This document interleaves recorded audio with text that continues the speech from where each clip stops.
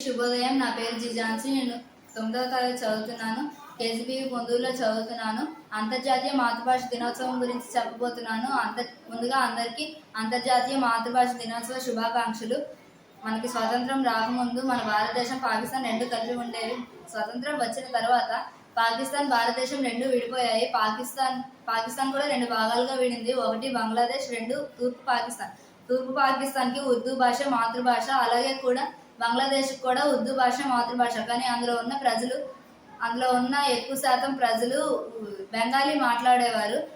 ఆ బెంగాలీ మాట్లాడడం వల్ల వాళ్ళకి మాతృభాష బెంగాలీ భాష మాతృభాష కావాలని అందరూ పోరాడారు. కానీ ప్రభుత్వం మాత్రం ఒప్పుకోకపోవడంతో యూనివర్సిటీకి చెందిన 4 విద్యార్థులు ఆత్మహత్య చేసుకున్నారు.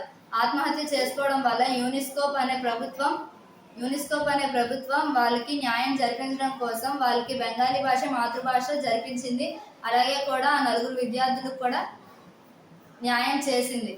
అలాగే ఈరోజు ఫిబ్రవరి 21. ఈ ఫిబ్రవరి 21న ప్రపంచంలో ఉన్న అన్ని దేశాల్లో ఎవరి మాతృభాష దినోత్సవం వాళ్ళు జరుపుకుంటారు. ఎంతటి అవకాశం ఇచ్చిన అందరికీ ధన్యవాదాలు.